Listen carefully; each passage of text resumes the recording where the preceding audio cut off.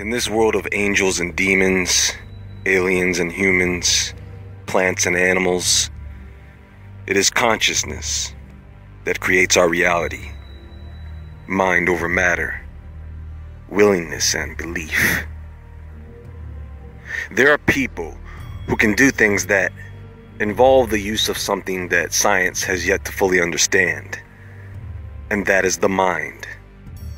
Not the brain, but the mind. Did you know that when someone dies, their body instantly loses mass? Is this loss of mass the mind or spirit leaving the body? Earlier in life, I took advantage of the opportunity to begin studying the martial arts or martial science, and I learned a few things.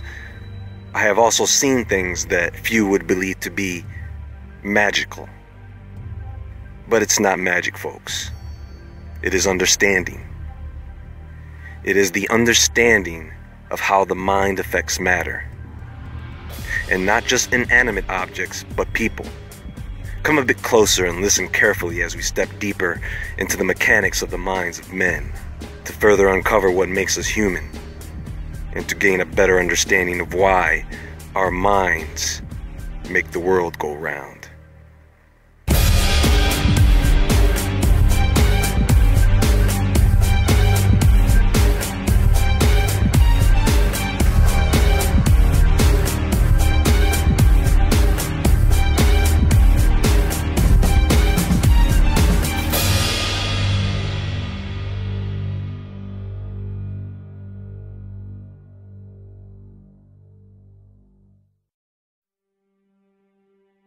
So this is how it works.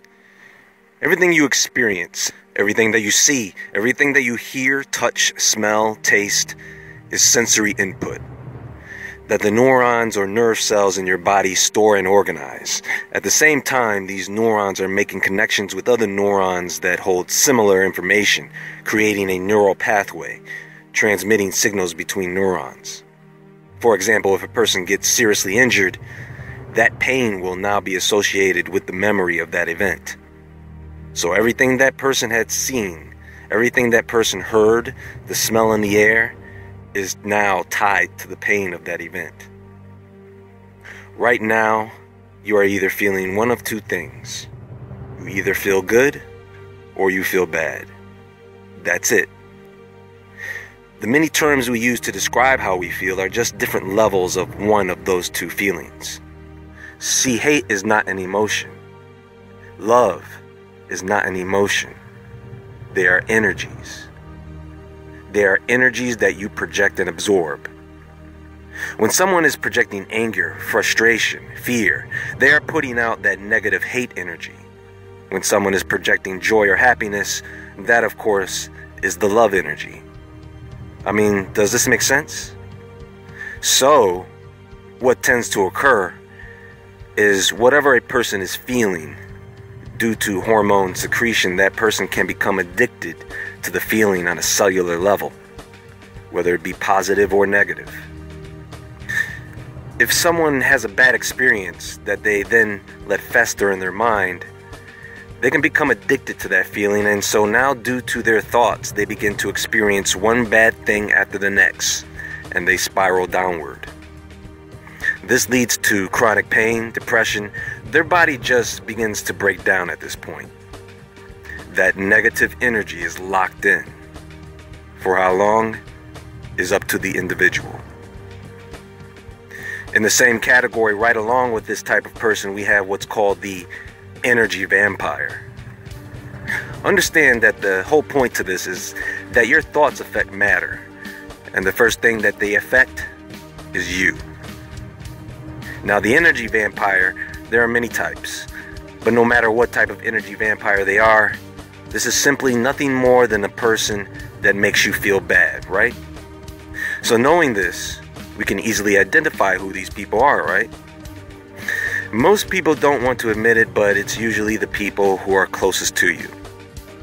And it's difficult. I know some of these people, you live with them, you work with them. These are the people that you know when you are around them, they will drain you of your energy, literally making you feel fatigued, There's the buzz killer, the narcissist, the victim, the attention seeker. They come in all forms, folks. You know who I'm talking about. And then there is the rare form of energy vampire, the psychic vampire. The people who go out and do this intentionally, no matter where they are. In fact, the bigger the crowd, the better. These people will actually go out and attempt to consciously steal your energy. Yes. Or you better believe there are witches and others of the type who are out there. And they do not care if the energy is positive or negative. They'll take it and turn around and use that energy for whatever they please. Some even put out videos on the internet instructing others how to do this, how to pull energy out of a person. Which brings me to the energy vampire that isn't really discussed, and that is the social vampire of the internet. Some call them trolls, haters, bullies. These people, folks, are in abundance. And people these days are for some reason greatly affected by them. They come through leaving nasty comments everywhere, right? They're in your emails, your Facebook, your Instagram, your Twitter, your blogs, your videos, and people are allowing them to get into their heads. Let me ask you something, folks. If someone came into your house and they left a bag of crap sitting in your living room floor, what would you do to that person? You wouldn't let them back in, right? What if someone came into your home and began to curse you out? What would you do? Right. So why would anyone with any sense allow a person to do this to them online? Someone sends me a nasty email, comment, or text, it's gone. I delete it. That's what the delete button is for. And then I never read what that person ever writes again. But some people get driven into depression by this. Why? Block them. Delete them. Erase their email. Wipe out their phone number. If you allow people to get into your head, it will pull the dark side in you to the surface. So it's not hard to see the effects that thoughts and feelings of those around us have on our minds and bodies. But how do they affect other matter? There have been multiple experiments studying the crystallization of water after being frozen while both positive and negative love and hate energy is being transferred to the water. Masaru Emoto's rice experiment, which you can do at home, is where two identical jars of cooked rice are stored and observed while one is labeled with the word love and the other with the word hate. The two jars are observed over time, and that love and hate energy is projected by the observer onto the rice. The rice that is loved seems to remain the same, while the rice that is hated rots. You see what type of effect this negative energy has on food. What do you think that type of energy is doing to your body? For those of you who live within close quarters of your neighbors or in an apartment building, how do you think the energy of your neighbors is affecting your mind, your mood? This affects plants and animals as well. And we eat these things. Believe it or not, whatever energy that is being projected by these farmers will affect their crops and livestock that then end up in our markets. Conventionally farmed chickens are a good source of this negative energy. And that energy does not die. It is simply transferred to you. You can taste the difference in a meal when someone prepares it with their heart and soul than when someone just throws something together that usually comes out of a bag or box. All of these things so far are just examples in which our personalities and emotions affect living matter. There is something called the mastermind. This is when like-minded individuals who want to project a similar thought congregate. This amplifies the amount of energy being projected out into the universe. If you have enough people in one place projecting the same idea or thought, it can reach a tipping point that can have a global effect. This was demonstrated back in the 90s by the TMCitas, a group of meditators that gathered in Washington, D.C., causing a dramatic reduction in the crime rate. The more people that gathered, the more the crime rate dropped. Now, I want to talk about how when you focus this energy, it can affect non-living matter. So what can we do with this energy as a whole? What can we do with this energy that flows through us in its raw form? The ancient Chinese called this flowing energy qi. You see, a long time ago, the Shaolin monks were just peaceful praying monks, very spiritual and nonviolent, but violence changed them. See, these Shaolin monks were being constantly robbed and assaulted by raiders and all types of bad dudes. Now, they grew tired of this, so they decided that they would send out scouts to search the world for warriors. Warriors that could teach the monks their ways so that the monks could then protect themselves from bandits, giving birth to what we know to be Shaolin Kung Fu. Of course, martial arts existed long before Chinese martial arts, but these monks took it to a whole new level, creating a Jedi-like fighting style, complete with methods on how to hypnotize or psych out their opponents. The psychic martial artist, with the ability to throw energy punches from a distance, through walls even, the ability to force, push, and pull objects, the ability to paralyze and stun opponents by simply touching them, not to mention the ability to resist pain while making their body impenetrable to knives and blunt objects.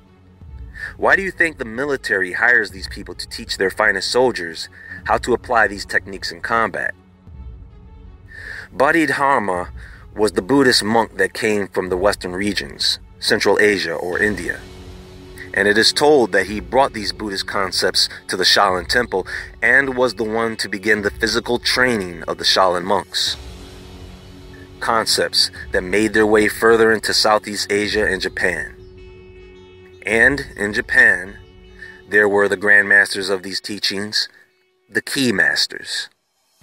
Legends say that these key masters possessed the same abilities as the Shaolin monks, but they could also do things such as projecting a sonic blast by screaming. Today, this is called a ki, which is intended to startle an opponent and add energy to a strike. However, the ki from one of these key masters would cause cellular damage. It is also said that they could manifest fire to surround their bodies without being physically harmed.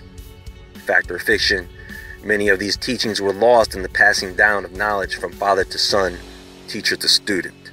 And very few people today possess this knowledge and ability, such as the teachings of the dim mak, meaning death touch or dragon's touch.